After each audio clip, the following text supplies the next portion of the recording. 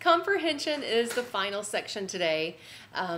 It is not the final thought in reading, it is the ultimate goal of reading. We want kids to have great comprehension because that means that all the work that we've put into recognizing letters, understanding that letters and sounds have a relationship to each other, and that relationship matters on the page, that we have come through and figured out phonics so we get whole words that make sense and that we can pronounce, and that we have fluency so that whether we're reading out loud or whether we're reading in our head, that we're getting good accuracy, rate, and prosody in our reading. I just think the vocabulary leads right into that, into getting to our comprehension.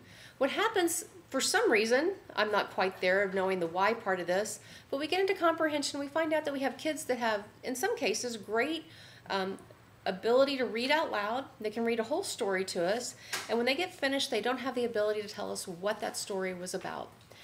I'm not sure if we're not going to go into that part of it, but for comprehension, I want to talk about the use of reader's theater. Reader's theater is turning our book into a play. We pass out parts, we get kids to divide up into sections, and we get them to read the story as if it were a play, which means that maybe we need to tell them as they're reading through the story of Mark Twain, let's do it with a British accent. And that gives the kids a chance to read and reread and reread so that they can act out their part in reader's theater.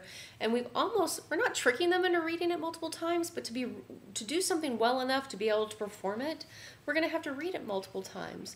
So that by the time they read it multiple times and they're able to perform their part, whether it's in a Clifford book or in a Tom Sawyer book or in any book that they're trying to read. It could even be an expository text if we're giving them different accents or different ways of looking at that text to act it out.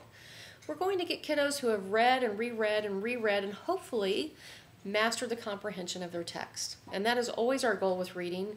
All the work that we put into the younger kids and getting them to know the book and which way to have print awareness and book awareness and phonemic awareness of everything they're doing, it's all for the sake of comprehension.